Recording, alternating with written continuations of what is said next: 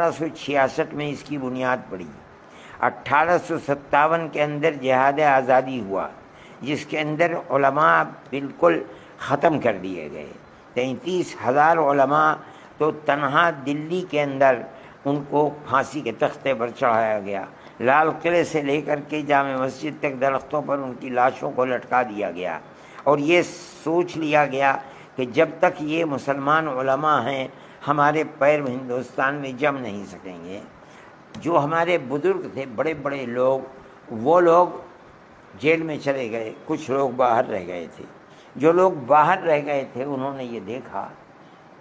جب عام معافی کا اعلان ہوا کہ وہ لوگ جو شہید ہو گئے، مر گئے، انہوں نے پھانسی کے تختوں کے اوپر انہیں لٹکا دیا، قتل کر دیا۔ اب ان کی اولاد ہے یتیم، جو سڑکوں کے اوپر بھیک مانگتی پھر رہی ہے، اس لیے کہ وہ کچھ چھوڑ کر کے نہیں گئے،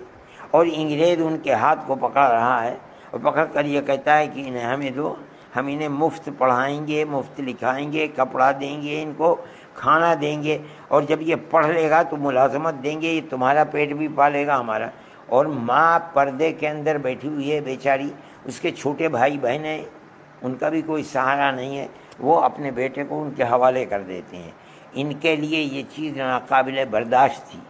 کہ ہم نے جس کے باپ کو مجاہد بنا کر کے انگریز کی دشمنی کے اندر سولی پر چڑھوا دیا، آج اس کی اولاد انگریز کی غلامی بن کر کے اور اس کی وفادار بنے۔ اس لیے انہوں نے بہت غور کر کے 9 سال کے بعد 1866 میں دارالعلوم کی بنیاد ڈالی، تاکہ ہم یہاں مجاہد پیدا کریں ان کی اولاد کو لے کر کے، اور وہی بات کہی کہ ہم اسے مفت میں کپڑا دیں گے، مفت میں پڑھائیں گے، رکھیں گے، کھانا دیں گے، مجاہد کے بچے کو ہمیں دو، ہم مجاہد کی اولاد کو مجاہد بنائیں گے۔ یہ ان کا پروگرام بہت کامیاب رہا، اس میں بڑے بڑے لوگ پیدا ہو گئے، شیخ الہند پیدا ہو گئے،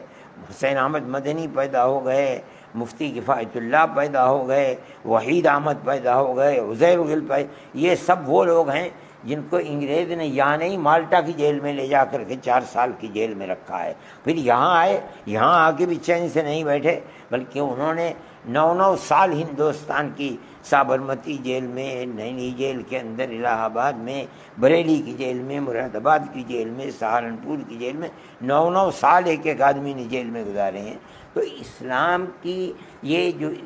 درسگاہ بنائی گئی تھی، یہ در حقیقت مجاہد پیدا کرنے کے لیے ان کے سامنے یہ چیز نہیں بنایا، اور یہ وہ مرد تھے کہ جن کے ہاتھ کے اوپر سن 47 کے اندر ملک آزاد ہوا۔